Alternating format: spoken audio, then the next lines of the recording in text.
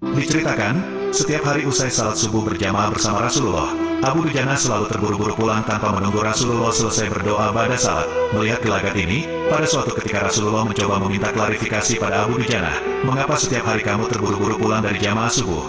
Apakah engkau tidak memiliki permintaan kepada Allah, sehingga tidak pernah menungguku selesai berdoa? Ada apa? Tanya Rasulullah. Abu Dujana menjawab, begini ya Rasulullah, kata Abu Dujana memulai ceritanya, rumah kami berdampingan persis dengan rumah seorang laki-laki. Di atas pekarangan rumah milik tetangga kami ini, terdapat satu pohon kurma menjulang. Dahannya menjuntai ke rumah kami. Setiap kali ada angin bertiup di malam hari, kurma-kurma tetanggaku itu saling berjatuhan mendarat di rumah kami. Ya Rasulullah, kami keluarga orang yang tak berpunya. Anakku sering kelaparan kurang makan. Saat anak-anak kami bangun, apapun yang didapat, mereka makan. Oleh karena itu, setelah selesai salat, kami bergegas segera pulang sebelum anak-anak kami terbangun dari tidurnya. Kami kumpulkan kurma-kurma milik tetangga kami yang berceceran di rumah, lalu kami kembalikan kepada pemiliknya. Satu saat, kami agak terlambat pulang. Ada anakku yang sudah terlanjur makan kurma hasil temuan. Mata kepala saya sendiri menyaksikan, tampak ia sedang mengunyah kurma basah di dalam mulutnya. Ia habis memungut kurma yang telah jatuh di rumah kami semalam. Mengetahui itu, lalu jari-jari tangan kami masukkan ke mulut anakku itu, kami keluarkan apapun yang ada di sana. Kami katakan, nak, janganlah kau permalukan ayahmu ini di akhirat kelak. Anakku menangis. Kedua pasang kelopak matanya mengalirkan air karena sangat kelaparan. Wahai Rasulullah, kami katakan kembali kepada anakku itu, hingga nyawamu lepas pun, aku tidak akan rela meninggalkan harta haram dalam perutmu. Seluruh isi perut yang haram itu, akan aku keluarkan dan akan aku kembalikan bersama kurma-kurma yang lain kepada pemiliknya yang berhak. Mendengar itu, mata Rasulullah berkaca-kaca, butiran air mata mulianya berderai begitu deras. Baginda Rasulullah kemudian mencoba mencari tahu siapa sebenarnya pemilik pohon kurma yang dimaksud Abu Dujana itu. Abu Dujana pun mengatakan bahwa pohon kurma itu milik seorang laki-laki munafik. Baginda Nabi segera mengundang pemilik pohon kurma dan menyatakan ingin membeli pohon kurmanya. Bisakah tidak jika aku minta kamu menjual pohon kurma yang kamu miliki itu? Aku akan membelinya dengan 10 kali lipat dari pohon kurma itu sendiri. Pohonnya terbuat dari batu zamrud berwarna biru, disirami dengan emas merah, tangkainya dari mutiara putih.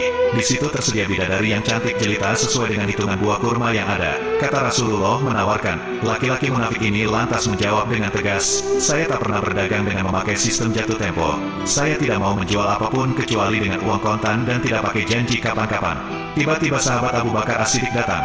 Lantas berkata, ya sudah, aku beli dengan 10 kali lipat dari tumbuhan kurma milik Pak Fulan yang varietasnya tidak ada di kota ini. Lebih bagus jenisnya. Si munafik pun kegirangan sembari berujar, ya sudah, aku jual. Abu Bakar menyahut, bagus, aku beli. Setelah sepakat, Abu Bakar langsung menyerahkan pohon kurma itu kepada Abu Dujana. Rasulullah kemudian bersabda, hai Abu Bakar, aku yang menanggung gantinya untukmu. Mendengar sabda Nabi itu, Abu Bakar bergembira bukan main, begitu pula Abu Dujana. Sedangkan si munafik berjalan pulang menemui istrinya, lalu menceritakan kisah yang baru saja ia alami. Aku telah mendapat untung banyak hari ini. Aku dapat 10 pohon kurma yang lebih bagus. Padahal kurma yang aku jual itu masih tetap berada di pekarangan rumahku. Aku tetap yang akan memakannya lebih dahulu dan buah-buahnya pun tidak akan pernah aku berikan kepada tetangga kita itu sedikit pun. Katanya, malamnya, si munafik tertidur nyenyak. Saat bangun di pagi harinya, tiba-tiba ia melihat pohon kurma yang sudah dijualnya berpindah posisi, menjadi berdiri di atas tanah milik Abu Dujana. Seolah-olah tak pernah sekalipun tampak pohon itu tumbuh di atas tanah si munafik. Tempat asal pohon itu tumbuh, rata dengan tanah. Ia keheranan tiada taraf. Demikian kisah sahabat Abu Dujana dan pohon kurma yang membuat Rasulullah menangis. Hikmah yang kita petik dari kisah ini adalah kehati-hatian para sahabat menjaga diri dan keluarganya dari makanan yang haram. Kemudian pohon kurma yang berpindah posisi itu adalah salah satu mukjizat Nabi yang langsung dirasakan oleh sahabat Abu Dujana. Kami akan mengisahkan kisah Islam menarik lainnya. Dukung terus channel ini dengan subscribe, like, and comment. Sekian dan terima kasih.